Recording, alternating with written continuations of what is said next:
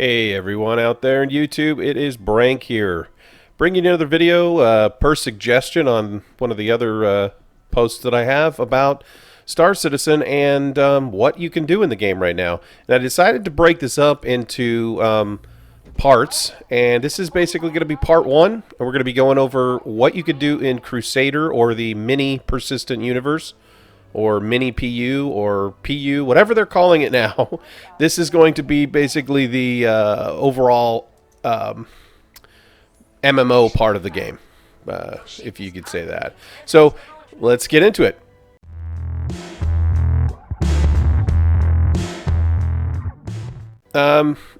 Right now, what I'm doing is I'm launching my ship. So the first things that you do, usually in Crusader, or in the Persistent universe, is go ahead and bring your ship out. And what it's going to do when you get to those little terminals, it's going to ask you which ship you'd like to bring out. You pick the ship that you want to basically bring to a bay, and then it'll tell you which bay it put your ship on. So in this case, it brought it to base 7. So I'm following the signs to go to base 7. Usually, it depends on how many other people have ships out, where your ship's going to actually be at. And there it is. That's my Avenger, the advocacy ship, which was one of the limited time ships that they had available. It's basically a Titan variant, and it's supposed to be a pretty decent ship. I'm still not 100% sure I'm going to be keeping this ship. I might be trading it in for something else, but for right now, I do like the Avenger ships.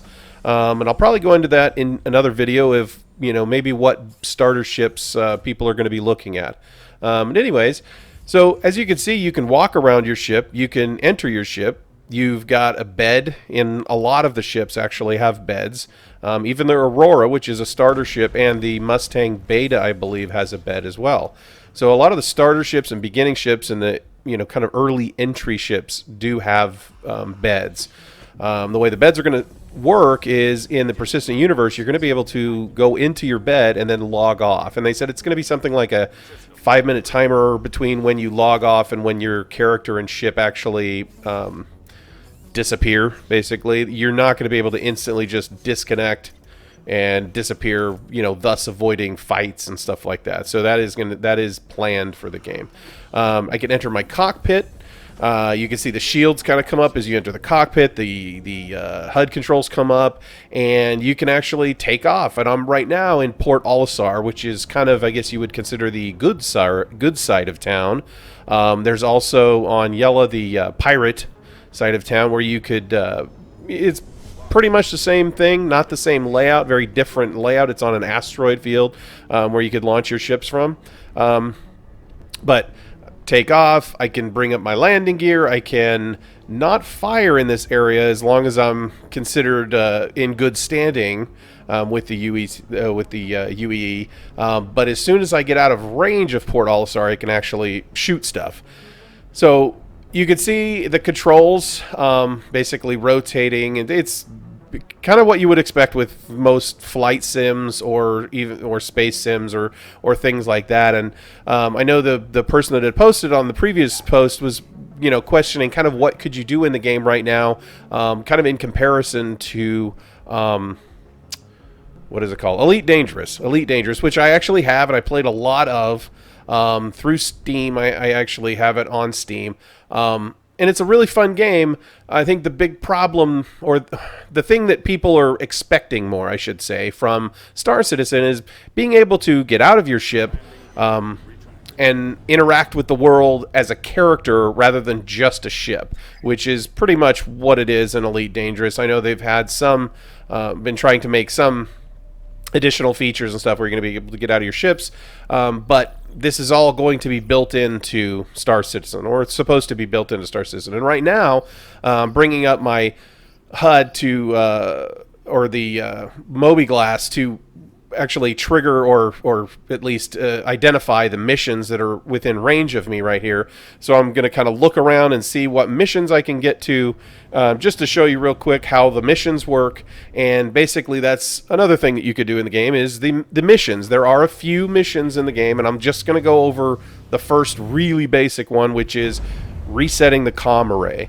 Most of the time when you go to these comm arrays, there's going to be a pirate, and it's generally an NPC pirate that's kind of defending the communications station. That you have to go basically turn that comm array back on. So you have to fight the pirate, and then once the pirate's gone, you'll be able to go into the comm array and turn it back on.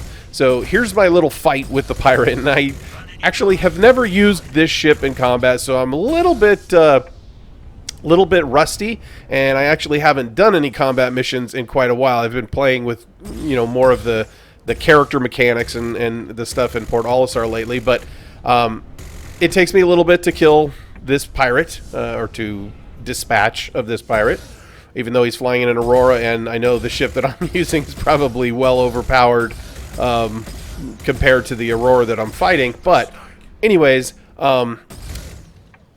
this is obviously something you can do in the game. So it makes it in the Persistent universe that there's going to be these missions where you're going to have to go to certain points. You're going to have to fight, pirates or alien type, characters, and kind of either control the points or do something at the points, pick up things.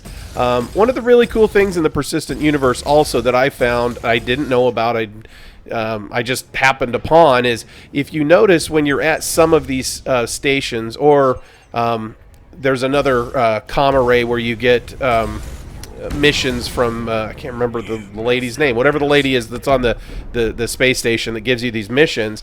As you're going out to these missions, you'll see these green kind of glowing I don't know what to call it, but just stuff out in space, right? You go towards this green stuff, you'll eventually get there, flying in your ship, and at those green things, a lot of times there's these loot boxes, basically, and in those loot boxes, sometimes you'll find weapons, which your character will equip, and they do stay persistent until they do kind of a character wipe or a system wipe, and then your stuff will be gone. But it is kind of cool because you can pick up sniper weapons and stuff, which you could pick up in the store, but that's going to cost you UEC. So I dispatched the pirate. I'm going towards the comm array here, and I'm going to now get out of my ship, which is, I guess, kind of the really cool part. So I go in that kind of middle section of the Avenger. I have to basically open a few doors to get out of the Avenger. Even though it is a smaller ship, it actually is a little bit roomy. Open the back door, and then I'm going to be floating around in space, which is really cool. And I go to a third-person view shot on this, so you can see exactly, what it looks like. Float around. I can see the ship. I just jumped out of the ship. I can, kind of float around the sides. You can see all the detailing. This game is really amazing with the amount of detail that it has in it. And that's one of the things that's impressed me and also scared me. And the reason is because all this detail comes at a cost. You're going to have to have a pretty beefy gaming system to run this. And I use gaming system very, very, very lightly here. You have to have a gaming system to play this game. You will not be able to play this on something without a very good dedicated video card, lots of RAM.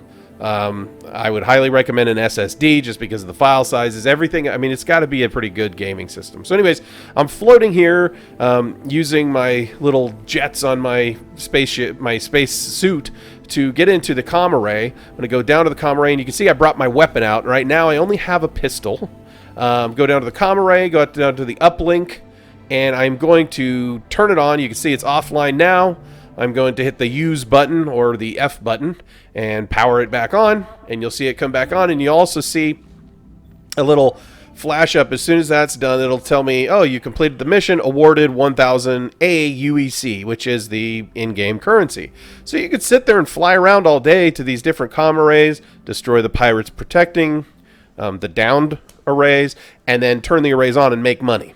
This stuff seems to come up pretty frequently. You can also do the reverse. If you want to be kind of a bad guy, you can go to the arrays and actually turn them off and kind of do it in reverse, which would be more of kind of a pirate type of play style. It's just whatever you're interested in doing.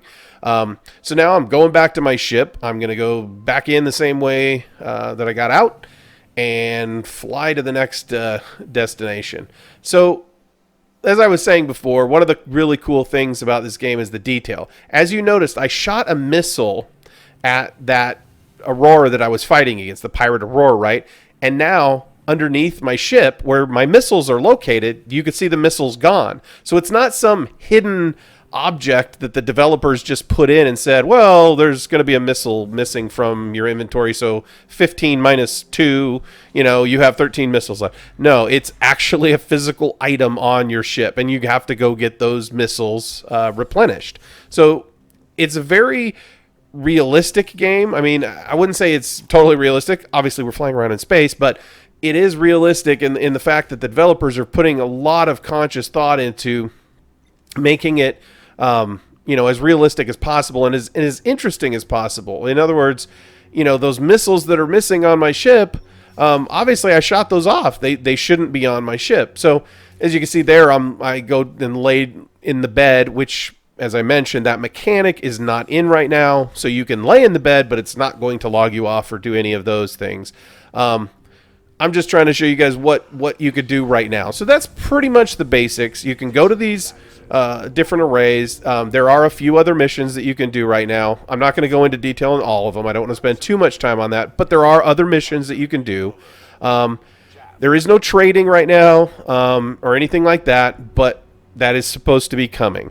My recommendation, and I recommended this in another video, is if you're really interested in the game, it's not a bad idea to pick up the starter package. If you're thinking about buying the game, the starter package is definitely the way to go. But what you want to keep in mind, really 3.0 is where the game is really going to probably start to shine. And that's where you're going to see most of the big strides made. And now I'm basically going back to Port Olisar, which is where we started.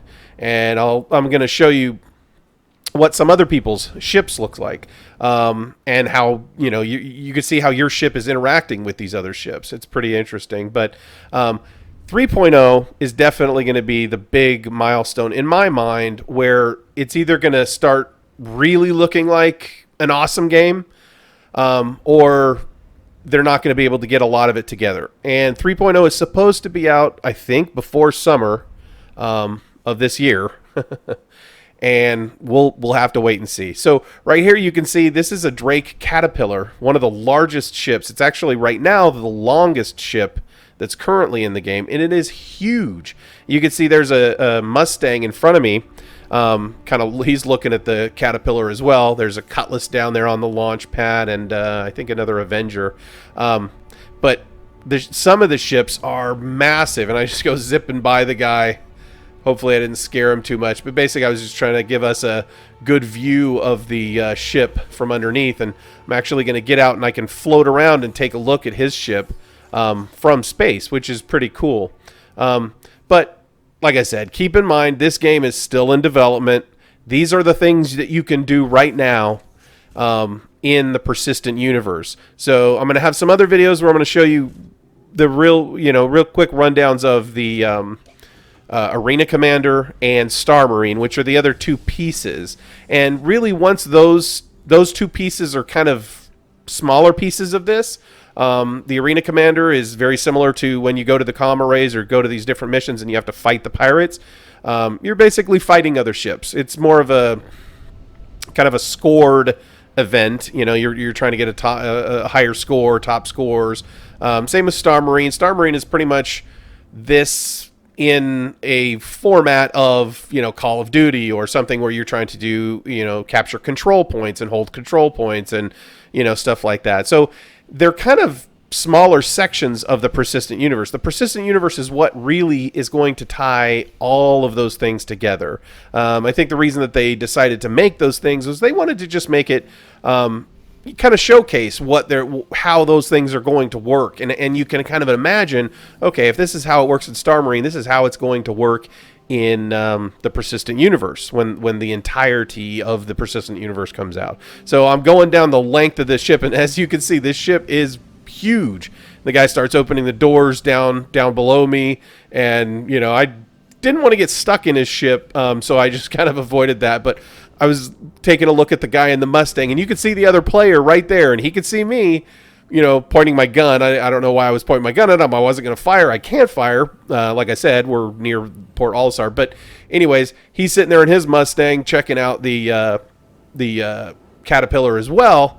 And we're just kind of checking that out. So anyways, these are the things you can do right now in the Persistent universe. I hope this gives everybody at least a good kind of brief summary of what things you can kind of do. And there I died, which is probably a bug because I didn't touch anything, and I don't think anybody shot at me. I think I just happened to land on the landing pad that the Caterpillar had there. But anyways, when you die in the game right now, you just wake back up at Port Olisar or at the pirate base, the asteroid base, and kind of start all over. There's no negative to dying at this point. So anyways, thanks for watching, guys. I hope you enjoyed the video. I hope you got something out of it. And like I said, I'm going to be bringing you some other videos about the Arena Commander and some other stuff.